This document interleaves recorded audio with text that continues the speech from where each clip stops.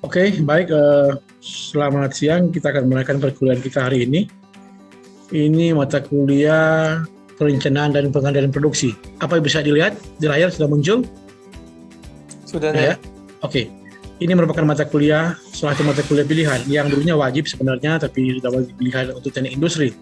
Namun tidak masalah, mungkin ke depan kita akan ubah ini jadi mata kuliah wajib ya. Ini perencanaan dan pengendalian produksi ini merupakan salah satu mata kuliah dalam bidang minat teknik industri.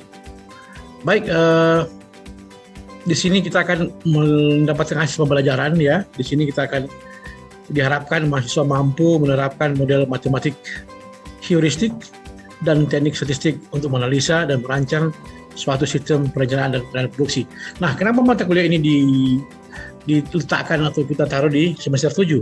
Karena tentunya dia sudah memiliki beberapa persyaratan mata kuliah yang lainnya, yaitu sudah harus lulus statistik, paling tidak matematika sudah lulus, seperti itu ya. Sehingga ini bisa mampu kita menganalisa pada mata kuliah ini. Ya. Kalau belum lulus ya tentunya juga ada kesusahan sendiri kalau seperti itu, saya kira. Jadi saya harap kalian sudah lulus, sudah ada yang mengambil mata kuliah tersebut. Baik.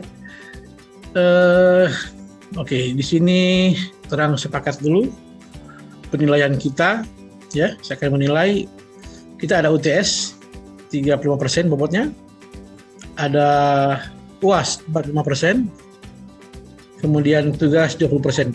Nanti kita lihat, saya akan putar nanti mungkin tugas yang lebih besar nantinya ya, akan lebih besar. Mudah-mudahan tugas bisa lebih besar sehingga nilai bisa lebih bagus.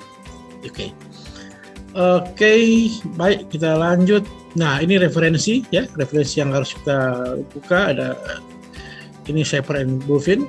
Nanti kita bisa lihat, cari di internet aja bisa dapat ya. Kita bisa memakai dari sini, tidak ada. Oke. Nah, ini rincian kita selama satu semester ini kita akan mengajar tentang pengantar sistem produksi ya. Kemudian ada peramalan ya, penyusunan perencanaan agregat dan jadwal produksi induk seperti apa. Yang kita harapkan ya sampai UTS ya, ada 7 topik yang kita akan laksanakan selama 16 kali pertemuan ya, diharapkan seperti itu. Oke. Sampai di sini ada yang mau ditanyakan atau protes nilainya penilaiannya? Mau lebih besar yang mana, tugas atau UAS? Ini kita mulai dari awal ya. Ya, gimana? Kita sepakat dulu, perlunya seperti apa. Bagaimana? UTS yang lebih tinggi atau tugas yang lebih tinggi? Tugas ya benar. Oke, boleh. Nanti kita bicarakan tugas ke depan. Oke, jadi UTS, UAS, dan tugas ya. Oke. Itu yang sebagai pertemuan awal kita akan mulaikan. Nah, kita mulai belajar ya, itu manufaktur dan produksi. Ya. Jadi kalau terang berbicara perencanaan produksi, tentu tidak terlepas dari manufaktur dan produksi seperti apa. Ya, istilah manufaktur itu apa ya? Kita bisa lihat ini berasal dari manufactum, berarti made by hand. Ya. Made by hand telah membuat sesuatu dengan tangan kita. Ya, itu awalnya. Kemudian ada production ya, produksi itu tahun 483 itu yang hasilnya ya producer ya, lead forward, yaitu sesuatu yang baru, tangible dan intangible. Apa tangible? Ada yang tahu intangible? Tangible apa? Ada nggak? Lain-lain. Oke, Frandi, nggak ada ya? Oke. Kita bisa lihat ini apa perbedaannya antara manufaktur dan produksi. Ya, berarti manufaktur itu lebih sempit daripada produksi. Oke, bagian dari suatu produksi sebenarnya, manufaktur. Oke. Atau manufacturing, pemanufaktur. Kalau di Indonesia kan dia namanya pemanufaktur. Kalau bahasa Inggris manufacturing. Ya. Tapi seringkali terang umum juga kalau terang dalam manufacturing itu perakitan sebenarnya ya. Perakitan menggabungkan beberapa komponen sehingga menghasilkan satu produksi. Ya. Oke. Kita lanjut, ini divisi manufacturing. Oke, kita tinggal lihat aja nanti. Bahasa Inggrisnya apa artinya, kemudian definisi produksinya. Kita manufacturing artinya lebih luas. Manufacturing adalah proses konversi suatu desain menjadi produk akhir. Jadi dia bisa digabungkan mengkonversi satu bentuk desain menjadi produk akhir ya. Itu artinya manufacturing. Sedang produksi adalah aktivitas fisik untuk mengubah suatu bentuk material menjadi bentuk yang lebih bernilai. Ya. Kalau manufacturing orang bisa melihat itu mengkonversi, menggantikan satu produksi beberapa komponen kita gabungkan ya. Seperti misalnya contoh yang sederhana, orang bikin pagar besi ya. Dari beberapa komponen itu kita bisa membuat mengkonversi satu produk akhir. Nah, sedangkan kalau produksi kita bisa melihat juga sebenarnya kita membuat ada material bahan baku atau raw material yang kita gunakan untuk menghasilkan suatu barang yang lain, ya, bentuk yang lain, ya. Misalnya teknologi pembentukan, ya. Ali tahu nggak kalau terang mengubah satu material dari raw material bahan baku jadi bahan jadi apa misalnya? Contohnya apa? Contohnya kalau itu dari kain bisa jadi baju kan. Oke. Bisa dari material. Raw material ya. Kalau dari segi lain lagi apa misalnya? Misalnya yang lebih kompleks, misalnya produk Indomie, Supermie ya, dari beberapa raw material, mulai dari tepung terigunya,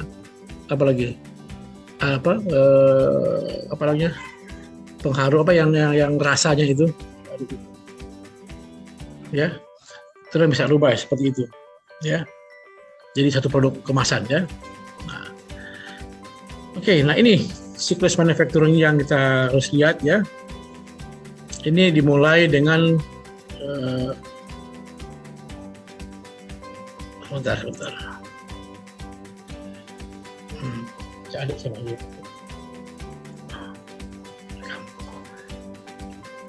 Oke, kita lihat. Ini bisa kelihatan, kita lihat ini siklus manufaktur.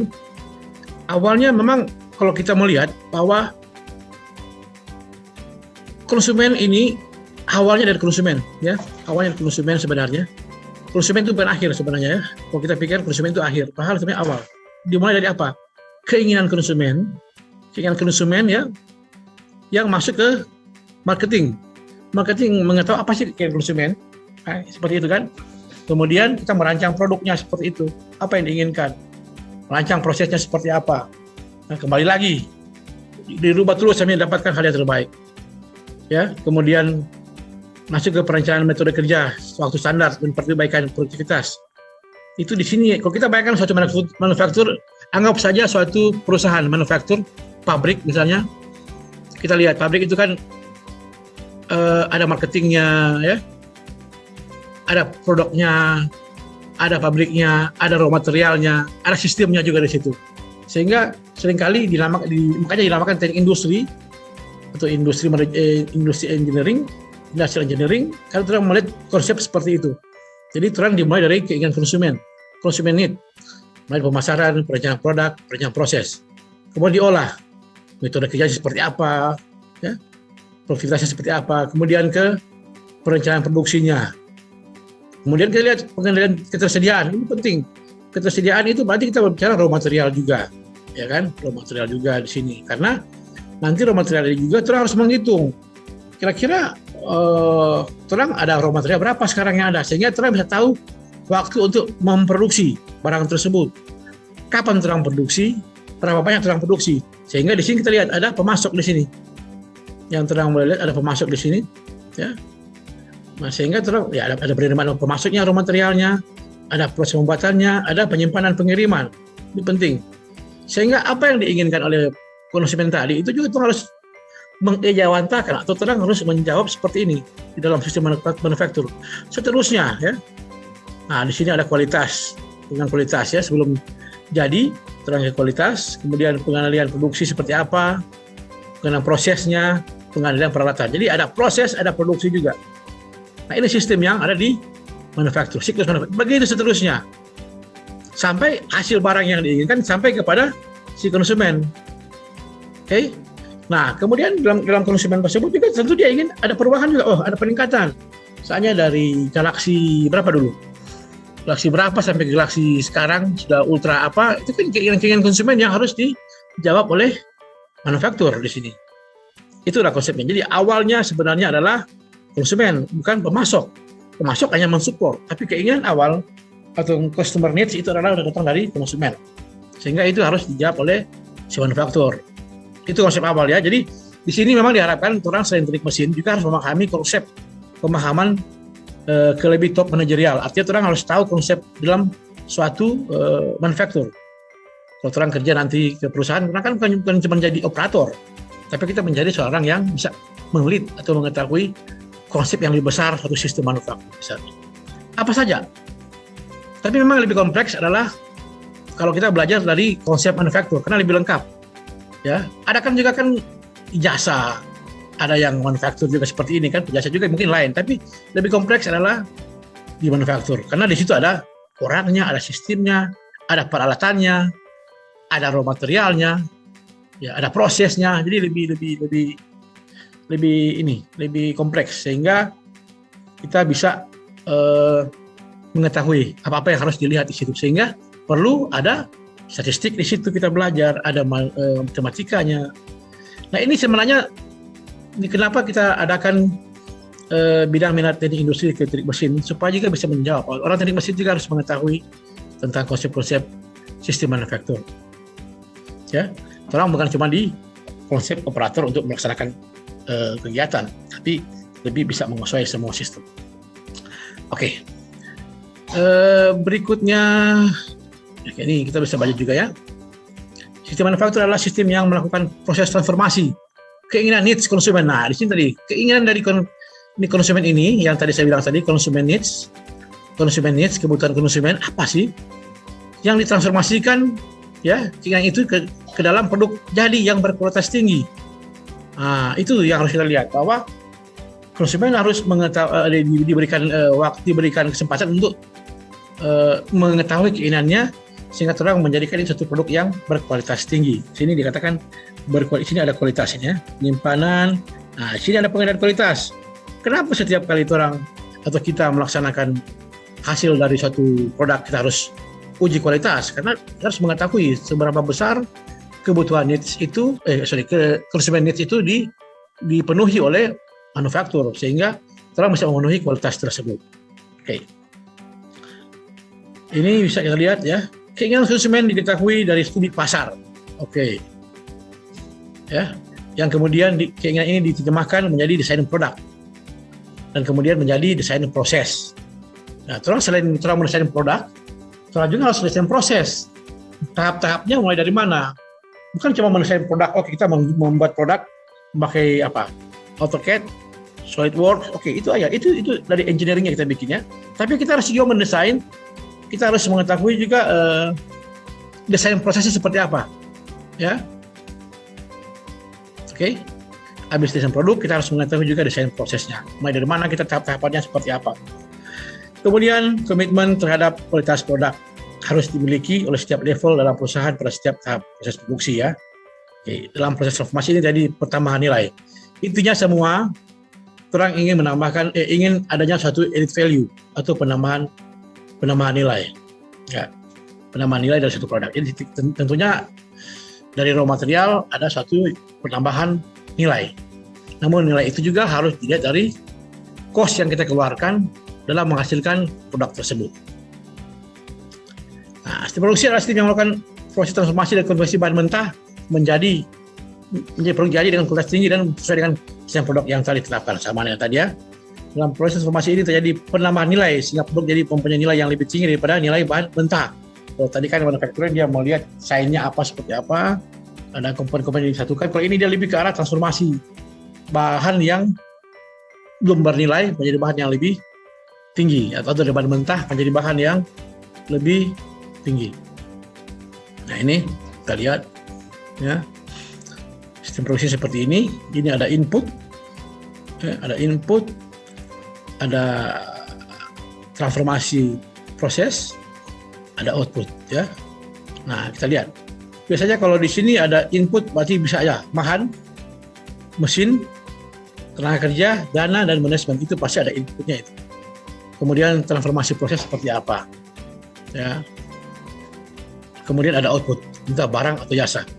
Coba saya mau lihat, Mursyid, kira-kira kalau contoh input apa misalnya kalau bahan? Misalnya bahan benar seperti membuat kue benar, ada ragi, tepung, air, gula. Oke, kalau di jasa kira-kira apa? Contohnya kita produksi jasa misalnya. Kan ada barang atau jasa juga kan? Selain barang ada juga jasa. Mungkin seperti ojek online benar. Apa?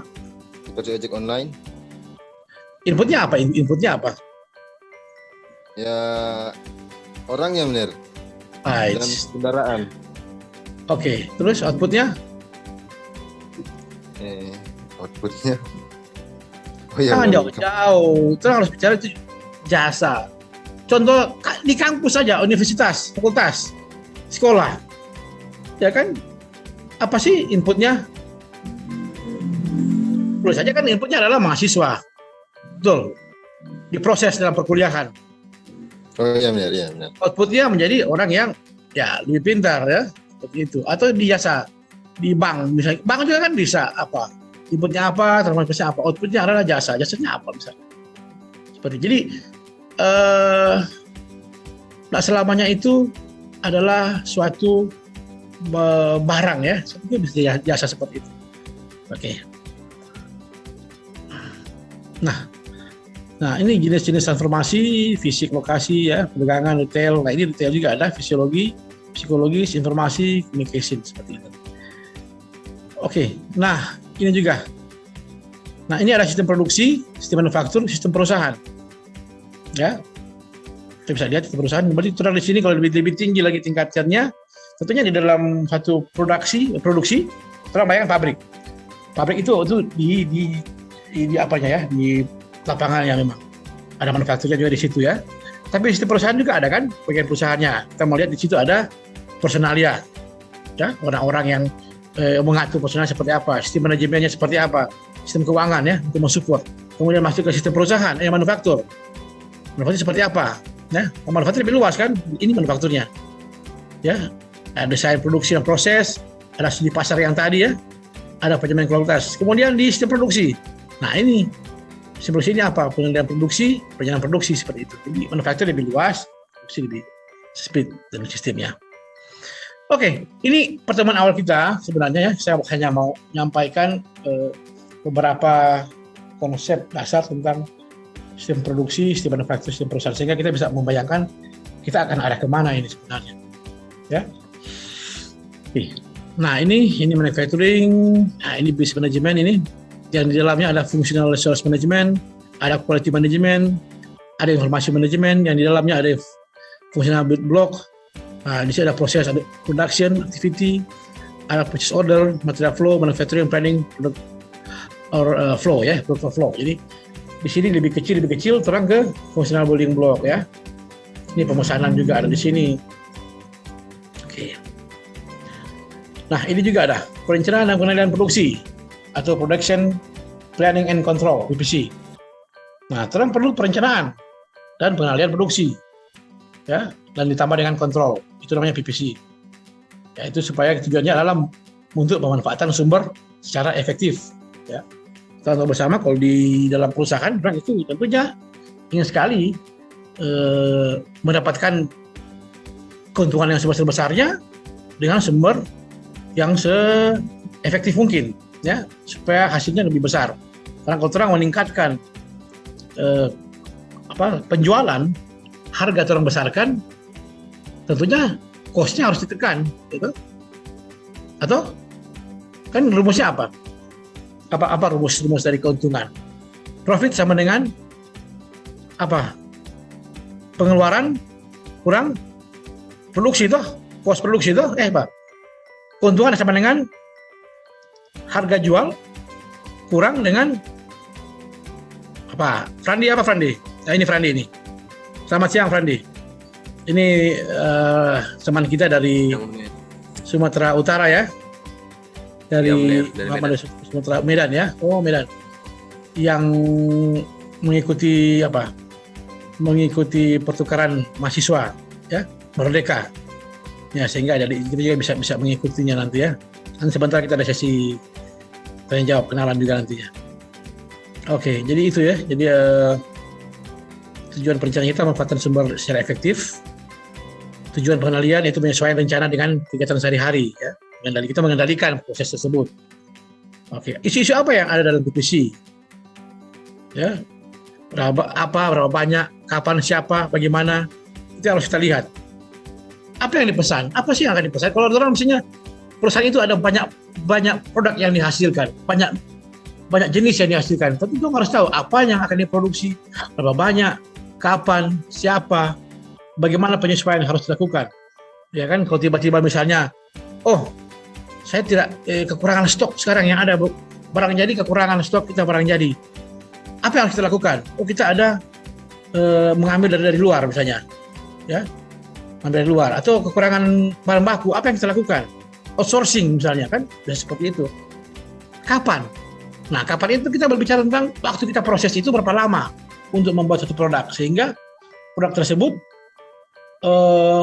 diketahui kapan kita akan datang. Karena untuk mendatangkan suatu raw material atau komponen itu memakan waktu berapa lama, itu harus dikendalikan. Nah, itu harus diketahui. Itulah konsep dari kita merencanakan, mengendalikan, dan mengontrol seperti itu. Kapan, siapa, ya, itu yang harus kita lihat. Oke, itu saya kira kita akan hari ini mungkin cuma pengenalan dulu ya, nggak apa-apa ya. Kita hanya pengantar dulu. Kita akan belajar apa sebenarnya nih perencanaan produksi. Oke, ada pertanyaan sampai sini? Silakan.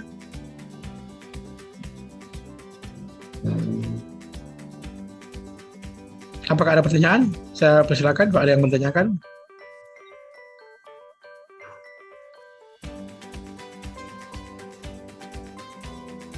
Aditya sudah masuk belum? Oke. Ini ada berapa orang sih sekarang yang ada? Oke. Berempat orang ya, 3 orang yang hadir. Sampai sini ada pertanyaan?